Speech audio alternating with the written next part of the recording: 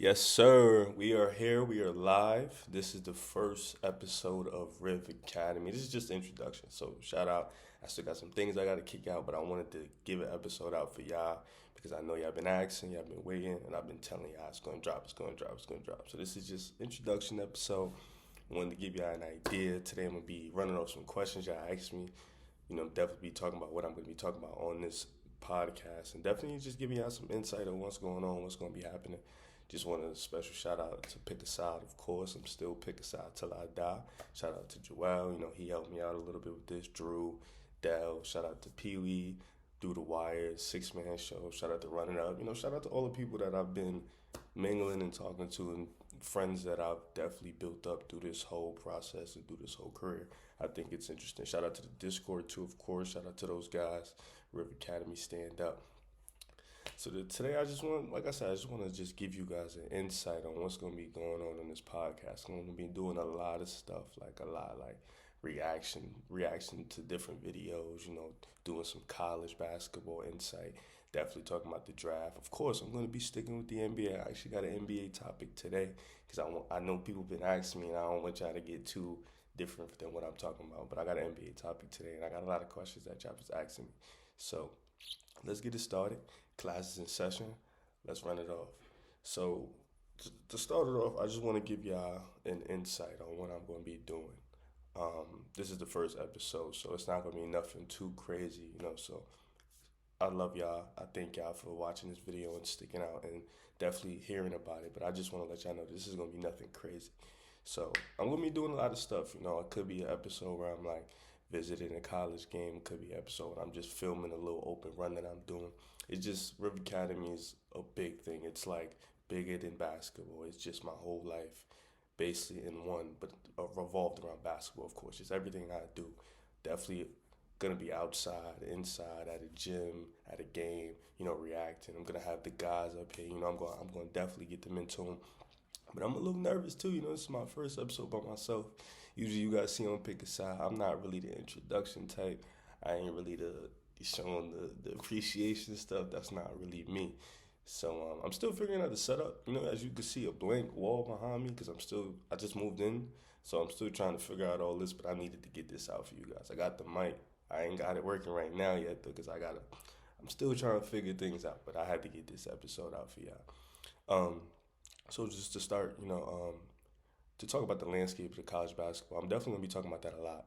I think people don't watch it enough, and I know some people think it's boring, but I think when you really invest your time into the game, it's really an interesting thing, and it definitely keeps you up to speed with like the NBA prospects that are coming in, like guys that you definitely. That's why like people, we joke around. I got 8 teams and I got all these fan bases, but it really is because I watch college basketball and I watch high school basketball. So I see so much of these guys coming in that I'm already a fan when they come in to the NBA league. And I think some people don't really know a lot of these guys.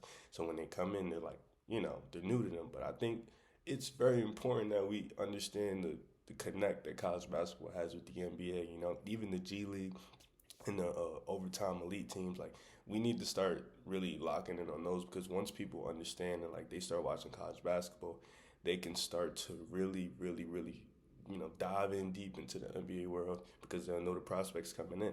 And I think that's really important. I think the landscape of college basketball, even with, guys starting to get paid now, I think it's still in a great place. As you can see right now, it's fun. I think right now, like my team, personally, Syracuse, I was a Syracuse fan since Michael Carter Williams. I think I started watching college basketball in 2010 and I've been a fan ever since. Syracuse is my team. Tyler Ennis days, CJ Fair, MCW. I missed the Johnny Flynn days, but I definitely the Malachi Richardson days. And I love Syracuse. I mean, we haven't been good lately. Jim Boeheim fell off, but I love watching the team. Judah Mintz, we got a guy right now, Judah Mintz. I think he's a really good player. Defensively, he's tenacious on that end. He's a good playmaker. Shooting is suspect, but yeah, the landscape of college is great. And I think people like this podcast, if you because you know me off Pick a Side, but if you don't watch Pick a Side, it's fine. If you do, we don't watch, we don't do college basketball. But if you want to lock in on college basketball, I think this is the perfect podcast for you because I will be talking a lot about college basketball. And I'm not here for the views. I'm not here for the money. No, this is just me wanting to just give y'all insight and just show my appreciation for the game and share it with you guys. Because at the end of the day, I do it for y'all. Y'all know me. I'm a fan. I'm a fan favorite. I love the fans. I do everything for the fans. So definitely shout out to y'all. And the landscape is changing. College basketball is definitely, you see guys like Drew Timmy, who's we joke he's like the greatest college basketball player ever, but it's like a joke. But he's so good in college, and then the NBA, he might not be what he is in college, but I think the process, scouting your players, then getting your guys, locking in for the season, then heading into conference play, then having a conference tournament, and then going to March Madness, one game elimination, anything can happen. I think that's such a great thing. And then if you lose, you go into the summer, you scout again. I think that's such like a beautiful thing and a beautiful process to have. And I think college basketball is really interesting. But not everybody like it. But nonetheless, let's dig in deep to these questions because I do want to watch this NFL game. I want to get the Ravens and Bengals game. Oh, and the Vikings, they just lost. I'm gonna talk about that for a little bit. The Giants played hard today. I ain't gonna sit there. I'm an Eagles fan. I hate the Giants. Like, I hate it with a passion. Shout out to my boy Sebastian. He's a Giants fan. I know he's excited right now. But the Vikings defense, they just put no pressure on the Giants offensively. They was able to do whatever they want. Brian Dable coached a masterful game. Daniel Jones was on point. He played a perfect game. He was great. Saquon Barkley was dominant. Isaiah Hodgins, he made some plays. Richie James. Like, they just had unsung heroes make plays. And offensively, they just did everything perfect. The Vikings defense couldn't do anything. Jettas got completely shut down in the second half. And I think when you do that to the Vikings, the Vikings, they're really a Jettas-led team. And when you're a receiver-led team, that's sometimes tough, and offensively, they don't really have the guys on the outside of Jettas, Dalvin Cook. The offensive line isn't really good. It's actually really bad. And defensively, they show up in stretches, but they haven't consistently put together a run. So I think with the Giants, they weren't really an underdog. I picked the Vikings. I could take the L on that one. To talk about the game before that, though, the Dolphins and the Bills. Everybody know I'm a big Josh Allen guy, but he didn't play well. I don't think the interceptions were his fault. I think the fumbles were his fault. I think he left some plays out there in the field, overthrew a couple times. Some of the plays they called back. He threw some dots that didn't count because the guys couldn't get it in. But I don't think Josh Allen played well today. I think if he plays like this against the Bengals, they won't win. But he needs to be perfect to beat the Bengals. I think that's a great team. That's one of the best teams in the league. The defense I thought played well, even though they played a third string. I think they were pretty much stout this game. It looked like they put up a lot of points, but a lot of the times those turnovers were in the red zone and they were pretty much close to scoring. But I thought the defense was fine this game. But let's get on to these questions. Shout out to Kelsey. I wish she wrote down the Instagrams for him, but let's do it. Questions for all right. So number one, what direction is the NBA headed? I don't know how to answer that. I think the NBA is headed in a direction. I definitely think it's a wing league right now. I think we can definitely see the NBA continuing to go into the wing league because if you look at the next class coming in, there's a lot of wings, and even look at the high schoolers coming in. Holland, you got Edwards, you got Mukbako, if I'm saying his name right. I think like the wing league would be pretty much effective, but I think we're definitely headed into the less super team era, and I think that's a beautiful thing. Teams are a little bit more stacked, and we're heading into an era where there's not a bad team in the league. I think there's, right now, I think the Rockets are bad, but they can beat you on a good night, if they get their shit together. I think for the most part, Orlando Magic, they're not that bad. I think Detroit isn't bad, but they're banged up, and even then, I think on a good night, they could beat you. Like we probably got like 2-3 bad teams in the league as opposed to what we used to have, which was like 6-7 bad teams. But I think for the most part, every night is pretty competitive, and I think that's the dope thing in the NBA. Like, there's a lot of competition going around. You got the young teams who's hungry for wins. They're trying to get those wins out. So I think the NBA is definitely headed into a more competitive league, and I think an expansion is definitely going to happen because there's like teams with 10, 11 guys that are really, really good that could start on any team, and they won't get much run because they're on the team. It's all about opportunity. Question number 2, why does the Magic have one of the best young cores in the NBA? They drafted well. They fleeced the Bulls. I mean, they definitely, off the top of my head, I would probably agree because you got Boncaro. You got Franz Wagner. You got Bobo. Suggs is defensively he's great, but I think offensively he has to catch up. Cole Anthony's good. Markel Fultz is a good player. So they got a lot of their young core is really really really good. But OKC, I like OKC's young core even though we didn't get to see Shaq. SGA is 1-on-1. Jalen Williams is a really good player, team man. But I do think like off first thought, I think Orlando probably has the best young core in the league right now. They've been doing well with the draft, and they'll probably have another pick again this year with the Bulls pick, which could be a lottery pick. So I think that's huge for them. They're definitely heading in the right direction. They just have to draft well, stay healthy with their guys, and just keep developing. They have a coach too, Mosley, who's really really good, and I think that's important. Question number 3: Fonz versus Scotty. Um, Fonz versus Scotty. I think Scotty this year hasn't been. He hasn't made. I think most of the rookies haven't made the leap we wanted to make, but I think Scotty, especially, he gets some. He gets a. He. What's the word? Help me, help me.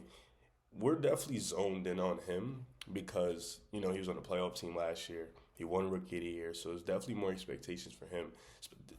Definitely the big five like Cade, Mobley, Jalen Green, and Scotty. But definitely Scotty because when you win Rookie of the Year, you expect to jump. And there's guys in the league that won Rookie of the Year and they've declined the next year. Tyreek Evans, MCW.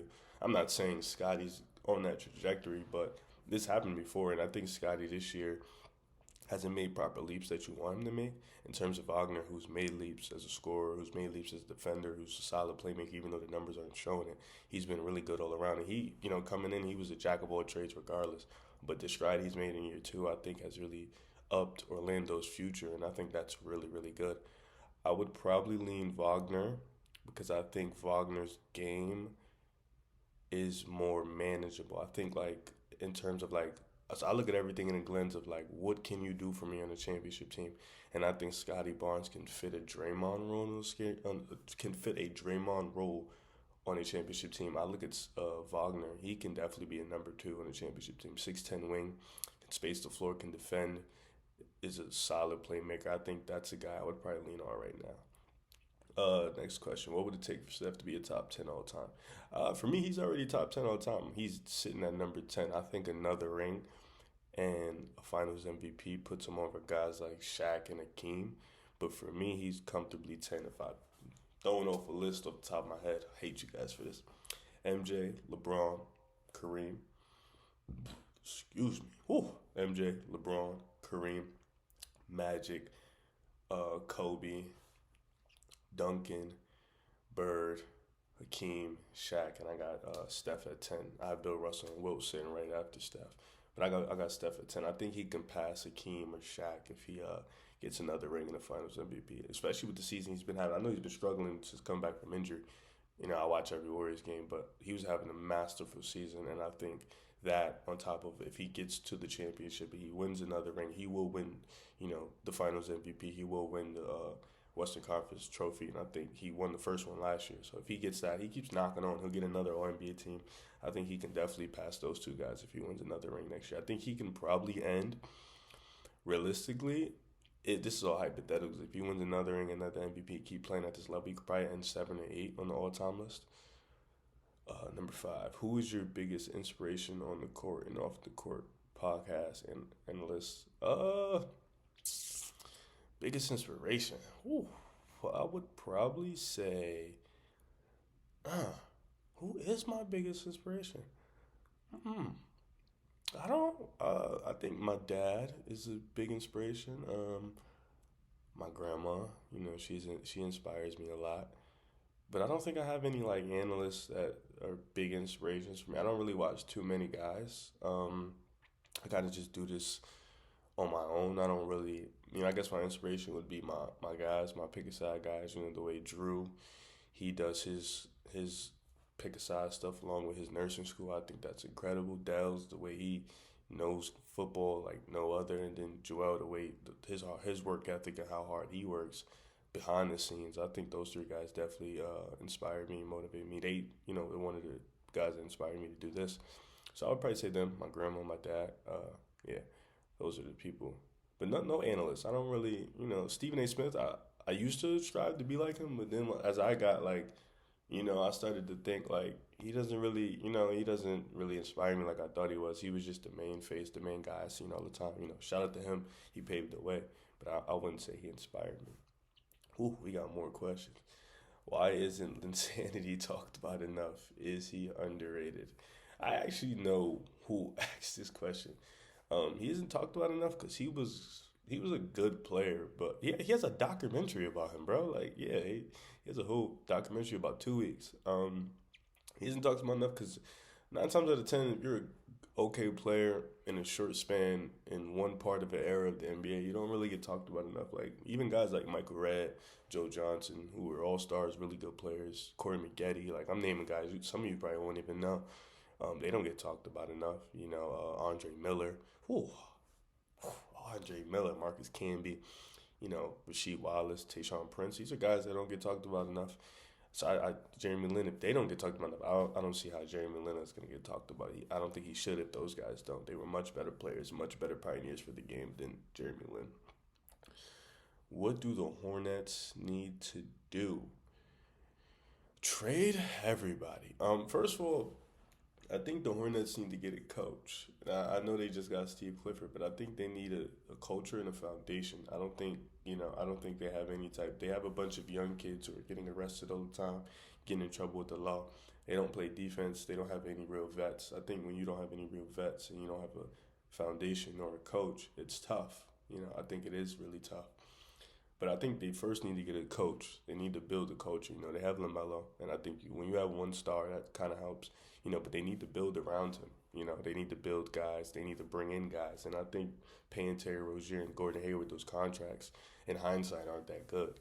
But when you have LaMelo, the clock is ticking for a player like that because he's a player that, he's flash, he's finesse, he's flair, and he likes the bright lights. He likes to play. He likes to win. And when you're Charlotte and you're a small market team like that, you have a star like that, you have to maintain some type of relevance to keep that star or he'll axe out. So definitely, get a coach that can kind of relate to the players, can build the foundation, can build the coach, can build the culture. And then you start from there. Draft well, because that's what you're going to have to do. Bring in, mid-level, good-level vets that can still contribute from day one. And then you work around your star players, and then you keep it going from there. It's easier said than done, but you got to start somewhere.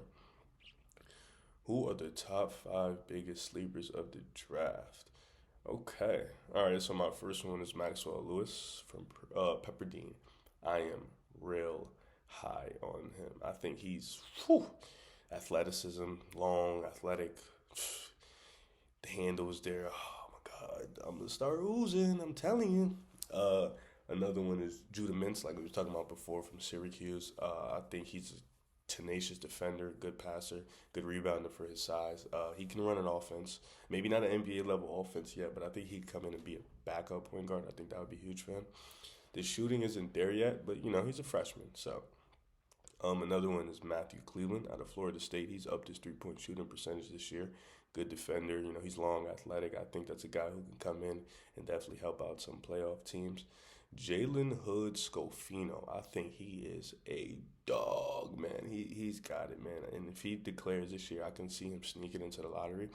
And if not even sneaking into the lottery, getting into the first round and then impressing a lot of teams. I could definitely think he's one of those guys that's going to fly under the radar with the shot making and shot creation ability. And then my last guy would be Jalen Wilson. I think jack of all trade players in the draft are really important for playoff teams. And I think he can come in. He can come in and he can contribute right away. I think he can do it from the jump. I think he can come in, space the floor, defend 1 through 4. No, maybe not 1 through 4, probably 2 through 4. But he can come in, defend, rebound. He's a solid ball handler. So that's a guy who I can see coming in and contribute from day one. What's the next question? Who would need to join SGA in order for the duo to compete?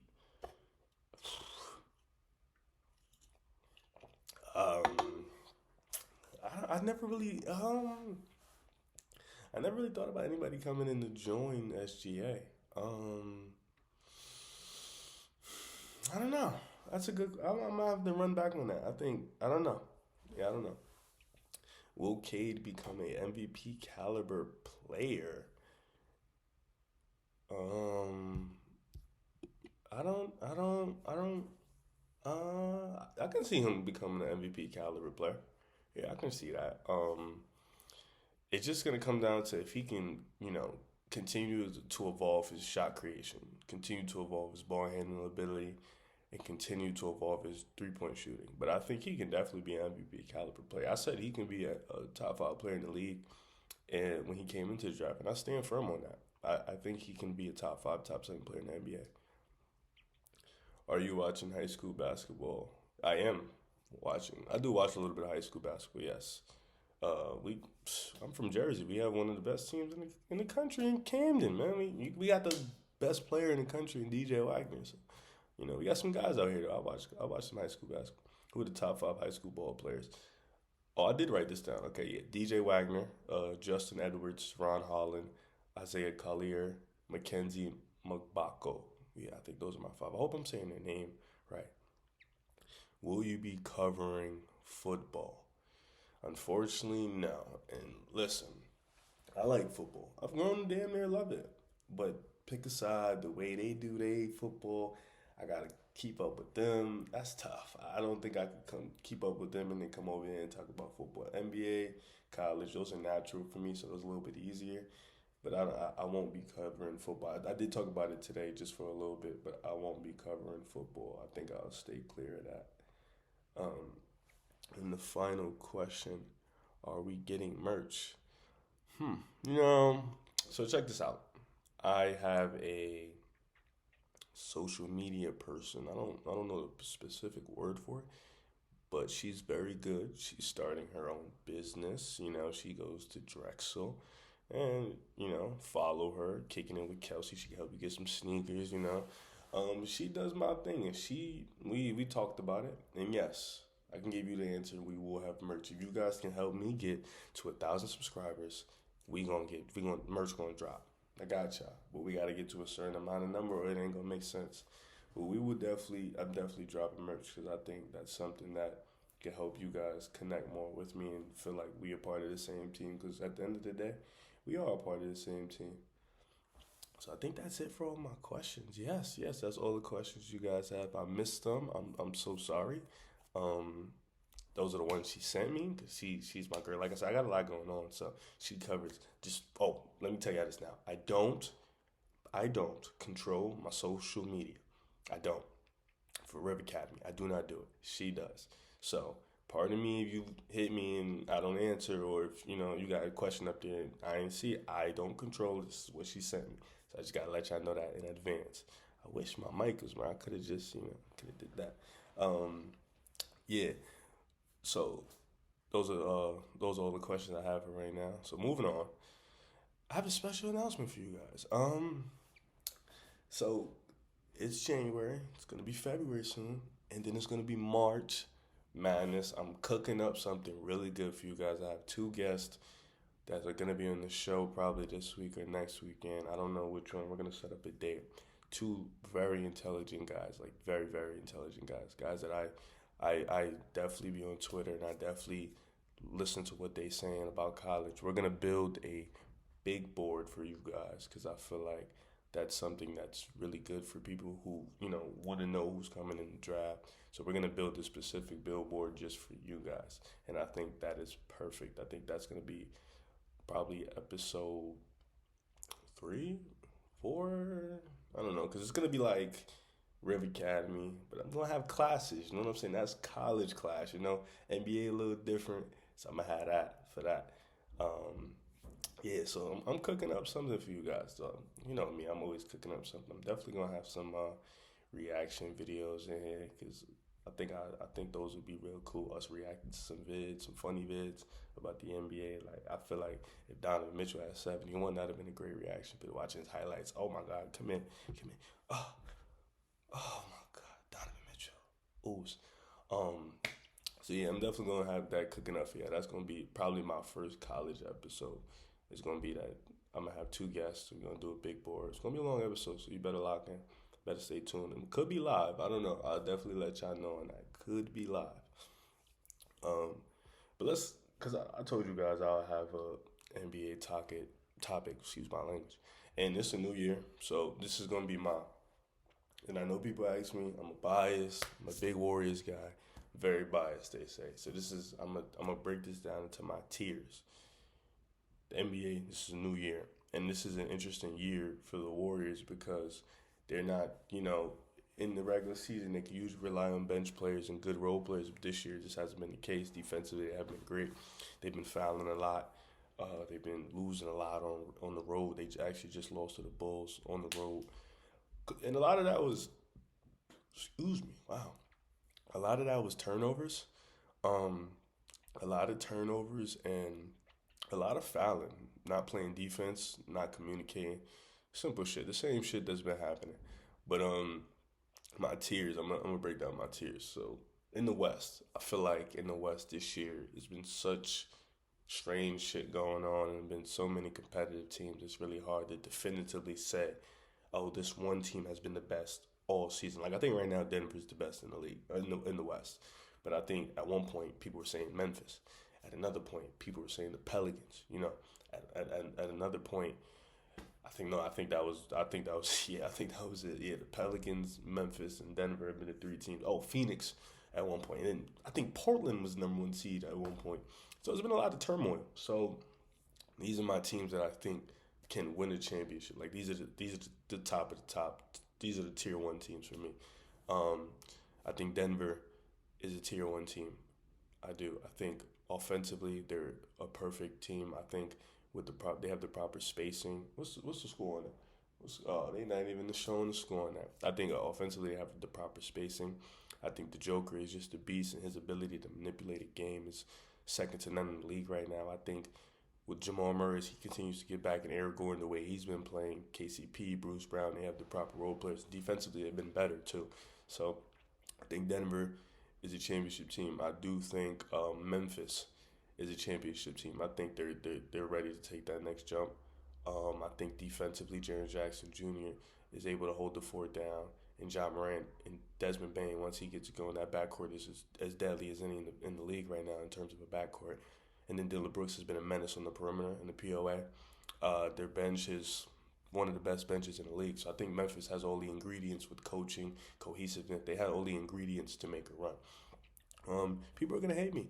I'm still putting Golden State as a tier one team because I still think, in terms of a 7 game series, there's nobody that's able to outcoach, outmaneuver Steve Kerr, and the Warriors still have the best starting five in the league statistically, in terms of net rating. So I think, like, if you exclude garbage time, so I think Golden State, if they just, like, for depth purposes, that's a regular season thing. It's hard to win without depth, but I think in the playoffs, when they can limit it down to 8, 7 guys, they have the proper 7, possibly 8 guys. There's really that 8 spot. I think DiVincenzo and Poole are fine, but it's really that eighth, ninth spot. Is it going to be Kuminga and Lamb? Is it going to be Lamb and Ty Jerome? I don't know, but I still think, any team that sees the Warriors in the first round, that's a scary sight, and I think any team that's like counting them out is crazy because I think there's still a team that can go to the finals in the West, and it's still a team that can be as dangerous as ever. But those are my tier one teams. Tier two teams, and listen, people are gonna call me haters. I, tier two for me is like teams that can still win, but there's a question mark, right? Well, no. Tier one is my championship contenders. You know what? I'm gonna throw the Pels in there too, because even though I haven't seen them play like as a health, I still think talent wise they can do it. I think they've been at the top of the West and they haven't had all their guys, but I do think like that matters in the playoffs. They have no experience and they have not played enough games. So how is the chemistry going to work? But I do think you still have to put them in that contender spot because they do have the ingredients in terms of talent to win a championship. They do also have the coach. So I'm gonna throw the Pelicans in there. Tier two is teams where I think they're the next best, but I think if everything goes right, they could definitely do it. Dallas, I think if Dallas for the last 2 3 years, it's just if the role players can get hot, and then Luka is gonna do what Luka does. What's the score? What's the score? What's the score? What's the score? Oh my God! And if Luka can do what he does, and the Dallas gets hot at the right time, they can make a WCF. I think the Clippers are still a team. you have to look at in that tier two spot, and you have to think if they're healthy. Paul George, and people have been knocking Paul George. He's been pretty elite on both ends of the floor this year. It's just like he's had nagging injuries, and he's a rhythm player. So when you have nagging injuries and you're in and out the lineup, it's hard to get a rhythm. But defensively by the numbers, he's been great. Offensively by the numbers, he's been great. I know people look at basic bland stats, and bland stats are like the regular points, assists, rebounds. Nah, diving deep. Paul George has been really, really great on both ends. He's had some stinkers, and I understand when you have stinkers and you are like Paul George, people are gonna look at you a little different. But no, he's been pretty great on both ends. But yeah, the Clippers for me, because Kawhi's been figuring out lately, just they're that point guard. Tier two is like the teams that have a little bit more flaws than the tier one teams, and I think as much as the Warrior, like people are gonna say, "Wow, the Warriors tier one," because they're 22 and 22. Well, they don't really. They have one flaw, and that's their bench, and it's a big flaw. But it's really in the playoffs. You're not really thinking about it too much with the Clippers. It's health, point guard play, backup center. Is Kawhi gonna be at that level? It's like, can they maintain consistency offensively? Can they get the cohesiveness? Like, they're one of the worst offensive teams in the league. And for Dallas, is lack of second star. What's gonna happen if the shooters can't shoot? Like, they're missing shots. Do they have an extra game plan?